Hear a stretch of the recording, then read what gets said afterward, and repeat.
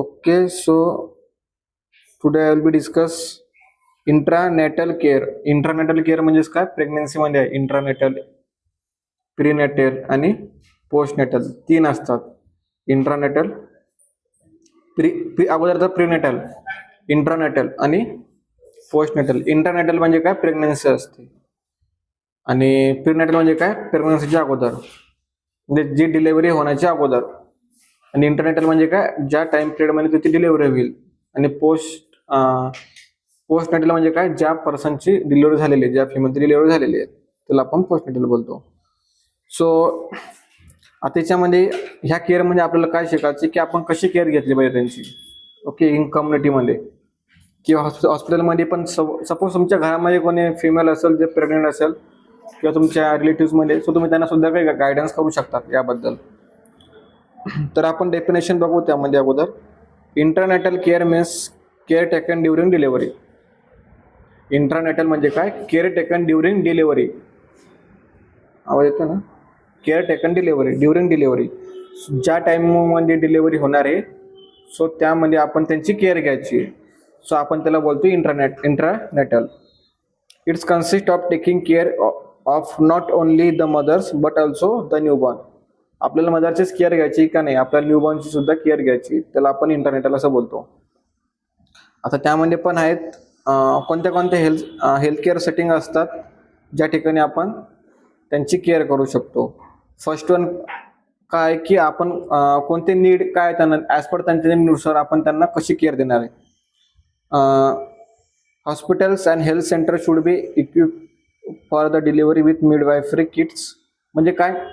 प्रत्येक हॉस्पिटल्समध्ये किंवा हेल्थ सेंटरमध्ये किट असणार आहे, डिलिव्हरी किट. मग त्यामध्ये काय काय असणार? तुमचे ग्लोव्ज, रेग्युलर सप्लाय तुमचे ग्लोव्ज असणार आहे त्यामध्ये. स्टराइल ग्लोव्ज, स्टराइल ग्लोव्जना आपण डिलिव्हरी करतो. रिझन का? कारण की मदरच्या युट्रसमध्ये सुद्धा इन्फेक्शन स्प्रेड नको व्हायला. त्यानंतर आहे ड्रेप्स. ओके, ड्रेप्स असतात. कोणते? ड्रेप जे काही आपण कव्हर करतो मदरला, प्लास्टिक ड्रेप असतात ते. टॉवेल असते. टॉवेल म्हणजे कशी? जी की आपण परत स्टेराइल करून त्याने परत रियूज करू शकतो.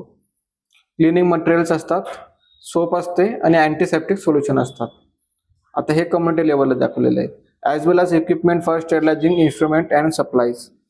देर are delivery kits available with the items need for the basic hygiene for a delivery at home. Where a midwife with the midwifery kit is not likely to be present. जर का आपल्याकडे present असेल किंवा नसेल so आपण कशी care करणार तुझ्या मदरची. आता एखाद्या तुम्ही घरी गेलेत, आता त्या गावाकडे सपोज ट्रॅव्हलिंग किंवा ट्रान्सपोर्टेशन सिस्टीम नाही आहे, सो तुम्ही त्यावेळेला अचानक तिथे गेले, तुम्ही सपोज व्हिजिट असेल तुमची किंवा तुम्ही तुमच्या फॅमिली मेंबरकडे गेले, सो त्यावेळेला तिथं तुम्ही त्यांना केअर देऊ शकतात. समजलं ना? सो त्यासाठी तुम्हाला नॉलेज इम्पॉर्टंट आहे. आपल्या मेमरीमध्येच काय असतं ते असतं नॉलेज. नॉलेज कधी पण वेस्ट जात नाही, स्टडी कधी पण वेस्ट नाही राहत. ओके, सो ते तुम्हाला त्या ठिकाणी थोडंसं माहिती पाहिजे त्याबद्दल. आता एम्स ऑफ इंटरनेटल केअर मदरचे काय असणार? मेंटेनिंग असेप्सिस. असेप्सिस म्हणजे काय? असेप्सिस म्हणजे काय? असेप्सिस म्हणजे काय? असेप्सिस, सेप्सिस म्हणजे काय? इन्फेक्शन आहे ना, बॅक्टेरियल इन्फेक्शन, त्याला आपण सेप्सिस बोलतो. असेप्सिस म्हणजे काय? ट्रान्सफर होते इन्फेक्शन मदर टू चिल्ड्रन किंवा चिल्ड्रन टू मदर, त्याला आपण असेप्सिस कंडिशन बोलतो. असेप्सिस म्हणजे काय की इन्फेक्शन होते आणि ते खूप सिव्हिअर इन्फेक्शन होते, त्यामुळे डिस्चार्ज सुद्धा येतो कधी एखाद्या वेळेस, ते असतं असेप्सिस.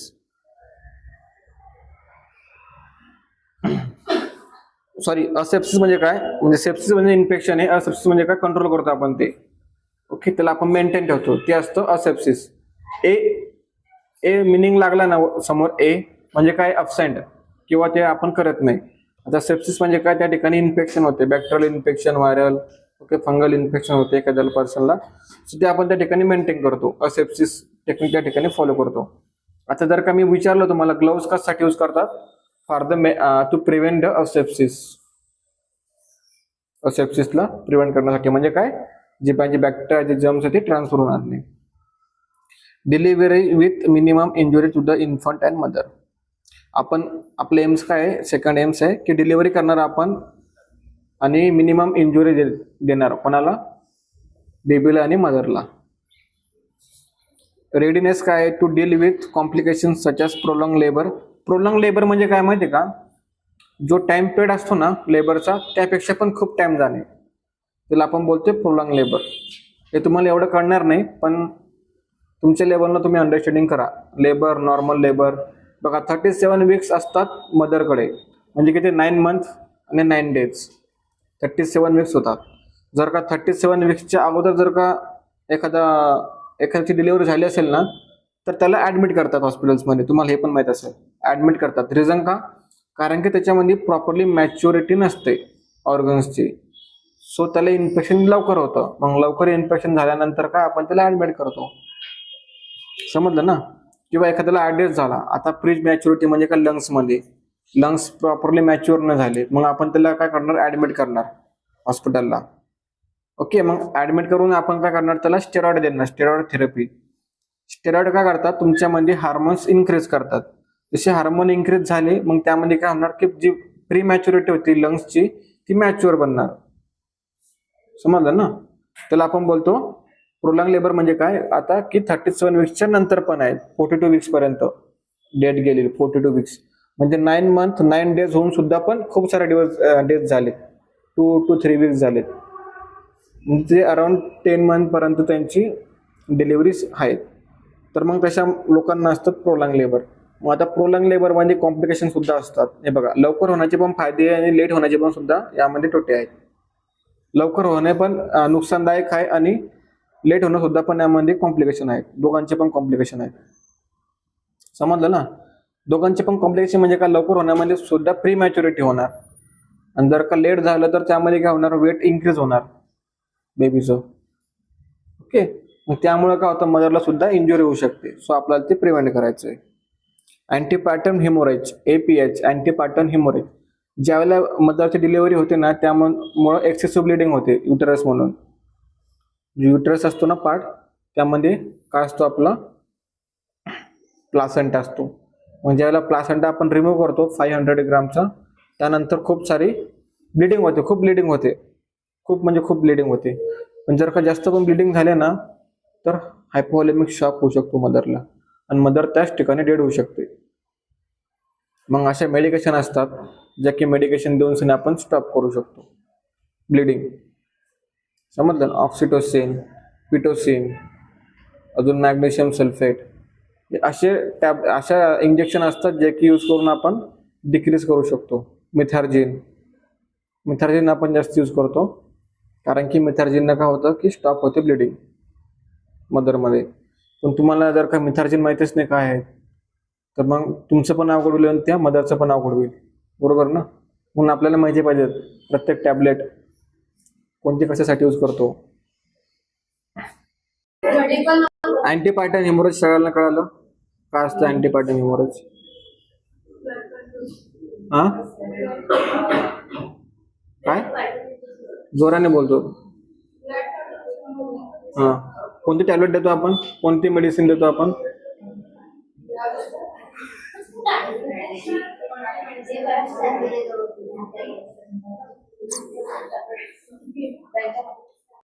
सो अँटीपॅटर्न हिमोरेज, कन्व्हर्जन म्हणजे काय, सिझर्स. नाव घेतलं पण मी, conversion.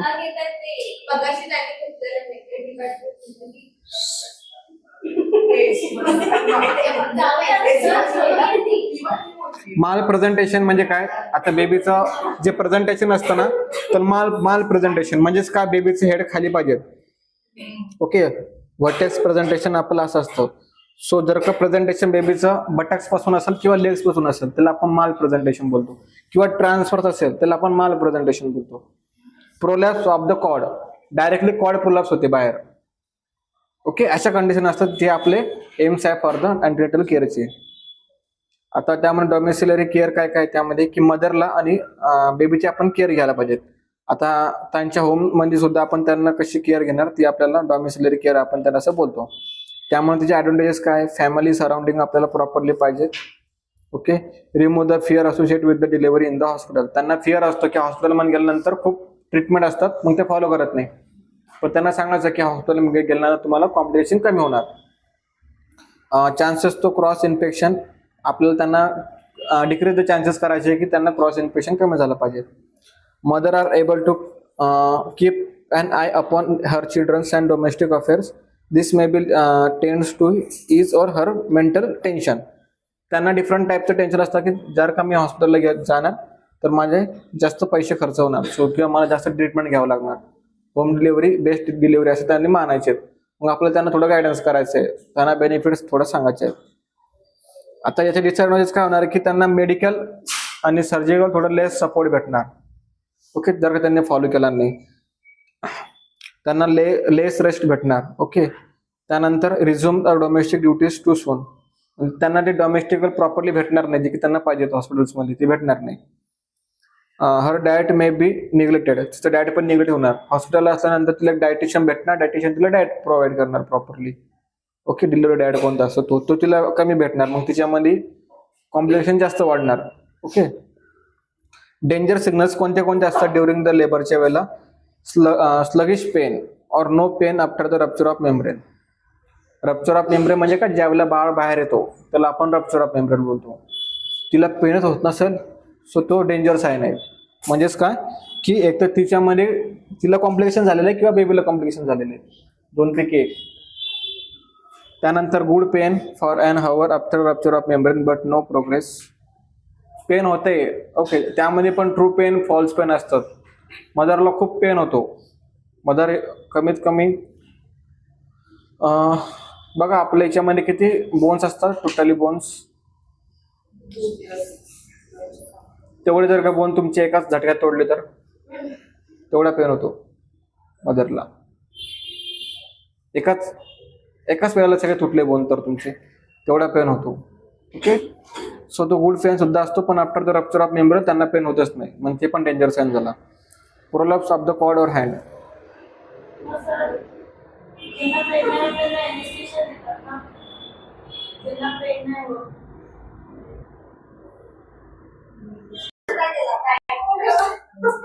Collapse during labour. During लेबरच्या वेळेला जर कोलॅप्स झाला तर तो पण एक साईन आहे, तो पण आपल्याला मेजर करायचा आहे. एक्सेसिव्ह ब्लिडिंग जर का होत असेल तो पण आपल्याला डेंजर साईन मध्ये कॅल्क्युलेट करायचा आहे. त्यानंतर placenta not separated with the half hour after the delivery. जर का प्लासेंटा सेपरेट होत नसेल after the delivery half hour मध्ये तर तो पण डेंजर साईन आहे. ओके, म्हणजे काय प्लासेंटा जास्त अटॅच झालेला आहे स्किन सोबत. त्यानंतर पोस्टपार्टम हेमोरेज और कोलॅप्स, PPH पोस्टपार्टम हेमोरेज म्हणजे की आफ्टर डिलिव्हरी जास्त हेमोरेज होत असेल आणि मदर कोलॅप्स झाली तर तो पण डेंजर साईन आहे. टेम्परेचर ऑफ 38 डिग्री सेल्सिअस और over during the labour. Temperature वाढलं, बॉडी टेम्परेचर 38 डिग्री सेल्सिअस झालं किंवा त्याच्यापेक्षा जास्त झालं तर तो पण डेंजर साईन आहे. आता तुम्हाला या ठिकाणी समजलं तर हा आपला होता अँटीनेटल केअर. मग त्यामध्ये इन्स्टिट्यूशनल केअर म्हणजे आपण काय करणार? इन्स्टिट्यूशनल केअर म्हणजे डॉक्टर्स अवेलेबल असणार, नर्सेस अवेलेबल असणार, ऑल फॅसिलिटी अवेलेबल असणार, so reduce the chances of the complication. Okay, तर इन्स्टिट्यूशनल डिलिव्हरी आपण या ठिकाणी करू शकतो आणि आपल्याला त्या ठिकाणी बेनिफिट्स सुद्धा खूप भेटणार आहेत. समजलं? तर हा होता आपला intranatal care of mother. So thank you so much for your.